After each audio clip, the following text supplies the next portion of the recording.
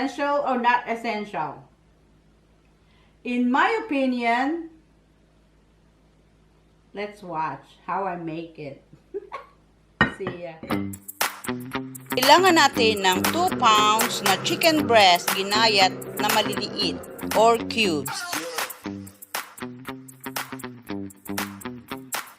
Paminta, sibuyas, asin, bawang at luya at chicken broth at ang huli ay ang leftover rice. Magpainit ng 2 tablespoon na mantika at igisa ang mga gulay. Isama na rin ang manok.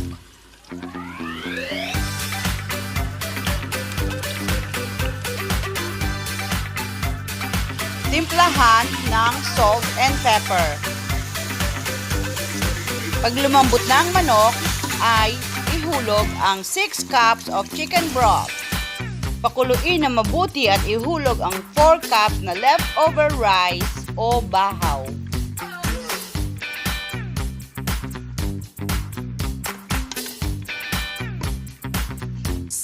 Hayaang kumulo ng mga 5 minuto at sahugan ng kasubha.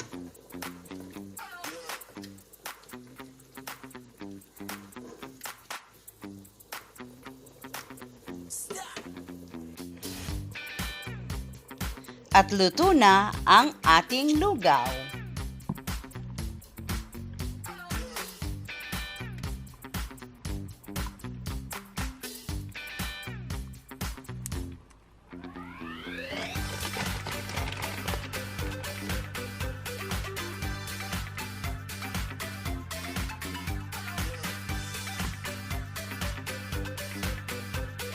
Kain na po tayo.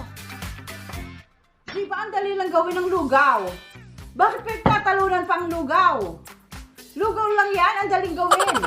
If you have leftover rice, at luya, at bawang, sibuyas, wala kayong manok, okay na, lugaw na. Pwede na. Oh no, it's so funny. Anyway, yeah, it's easy to make. And very, very delicious.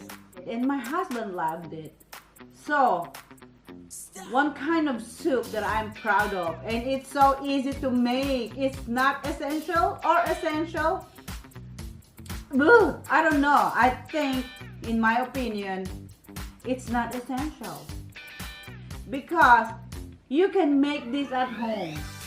Or, if you cannot make this at home, you can buy this early.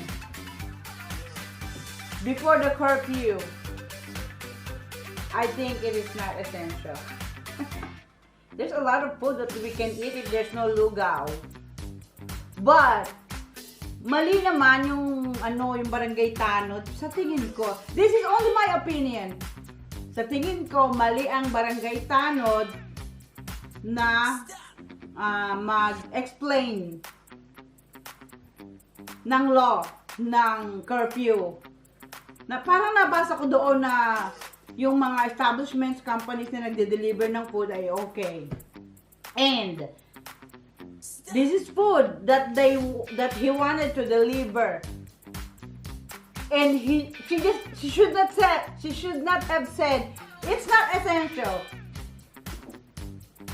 It's not gonna be the topic. It's not gonna be essential or not essential for lugaw.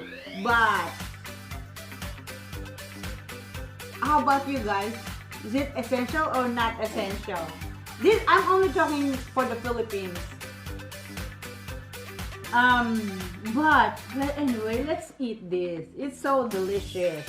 See, this soup, when it's cooled down, they get thicker. So you can put a little bit of water and season it again with salt and pepper. You can put a lot of toppings. You can put fried garlic. You can put eggs. You can put what else? Green onions. You can put crumbled. Hold on. Crumbled pork rinds. It's a comfort food. You can do it. You can make it anytime, as long as you have rice.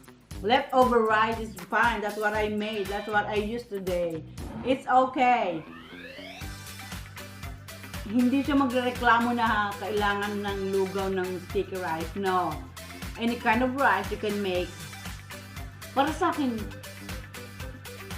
the more ginger is the better. I think the ginger makes it the more lugawy feeling to it. So anyway, I hope guys you enjoy my video. I hope you learned something. It's so easy to make. Don't argue about lugaw essential or not essential. We can do it. We can do it anytime. On daytime before the curfew. So please don't argue, don't fight. Let's have all happy life. Stay safe, guys. Happy Easter. Bye.